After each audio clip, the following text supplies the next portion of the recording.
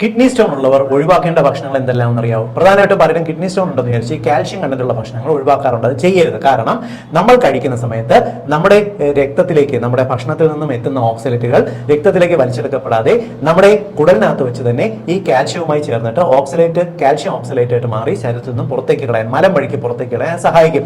രക്തത്തിലേക്ക് വലിച്ചെടുക്കത്തില്ല. അതുകൊണ്ട് നിങ്ങൾ കാൽഷ്യം കണ്ടന്റുള്ള ഭക്ഷണങ്ങൾ കഴിക്കണം. പ്രധാനമായിട്ടും നിങ്ങൾ ഒഴിവാക്കേണ്ടത് അധികം മധുരം, അധികം ഉപ്പ്, അധികം പുളി, അധികം എരിവ് തുടങ്ങിയിട്ടുള്ള അമിതമായിട്ടുള്ള എല്ലാവിധ രുചി വർദ്ധക ഘടകങ്ങളും കിഡ്നി സ്റ്റോൺ ഉള്ളവർ ഒഴിവാക്കണം. ഇത് നിങ്ങൾക്ക് വല്ലാണ്ട് കിഡ്നിക്കകത്ത് pH ലെവൽ വ്യത്യാസം വരുന്നതിനും കിഡ്നി സ്റ്റോൺ ഉണ്ടാക്കുന്നതിനും കാരണമാകും.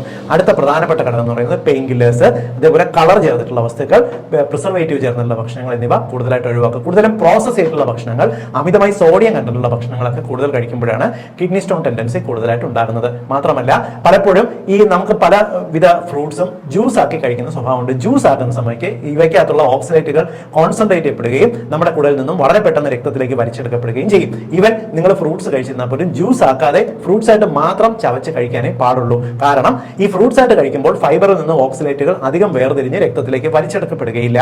മാത്രമല്ല കൃത്യമായിട്ട് വ്യായാമം ചെയ്ത് ഡെയിലി 3 ലിറ്റർ വെള്ളം കുടിക്കുന്നുണ്ടെങ്കിൽ നിങ്ങൾക്ക് വൃക്കരോഗം മാത്രമല്ല കിഡ്നി സ്റ്റോൺ വരാനുള്ള ടെൻഡൻസി നമുക്ക് ഒഴിവാക്കാനായിട്ട് സഹായിക്കും.